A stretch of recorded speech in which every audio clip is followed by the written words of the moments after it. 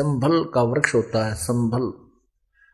उस संभल के वृक्ष के फल बहुत ही अच्छे होते हैं, फूल भी बढ़िया होते हैं।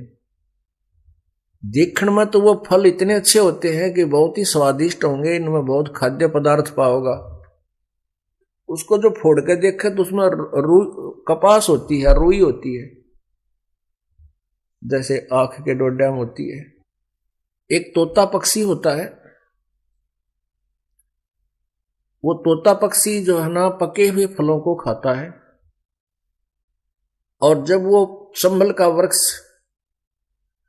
बड़ा होता है तो उसको तोता उस पर आस रखता है कि ये वृक्ष बड़ा होगा, इसका फल लगेंगे। 10-12 वर्ष में वो संभल का वृक्ष बड़ा हुआ, फल लगने लगे। जब फल लगने लगे तो तोते ने सोचा फल पक गया, इसको खा ले तू।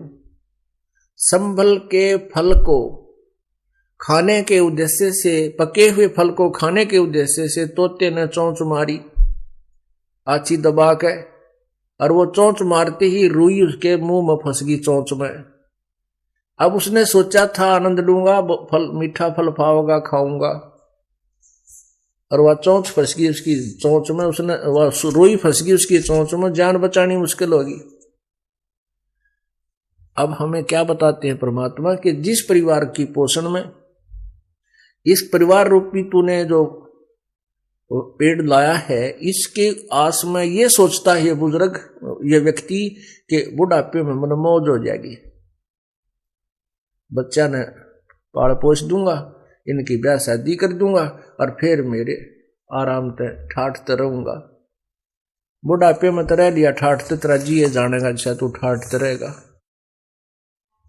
तो ये पहले याद दिलाई जाती है कि बुढ़ापे में कोई सुख का सांस तो नहीं ले सकता, ना तू दान कर सकता, क्योंकि बच्चे सारी संपत्ति पर गिंडली मार के बैठ जाएंगे सांप की तरह, एक चौने नहीं देंगे, मांग के लेनी पड़ेगी, वो भी राजी हो गए दे देंगे, ना नहीं देंगे।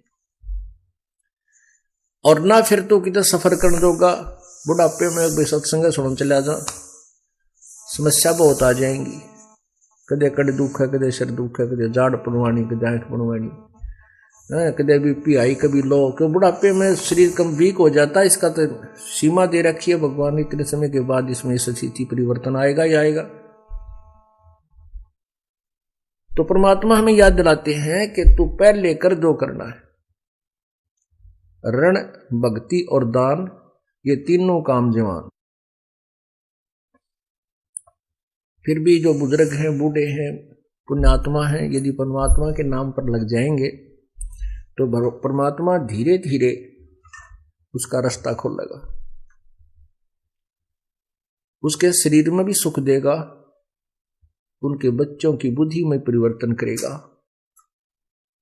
क्योंकि प्रभु प्रबल शक्ति है, वो हर परिवर्तन कर सकता है। तो कहने का भाव यह है कि जो पहले लग गए तो बहुत अच्छा, उसके बच्चे भी ठीक लाइन पकड़ जाएंगे, उनकी पुत्र वधुआ होंगी, वह भी भगवान होंगी, भगवान के चरणों में लग जाएंगी, पूरे परिवार में एक सुथरा माहौल बना रहेगा।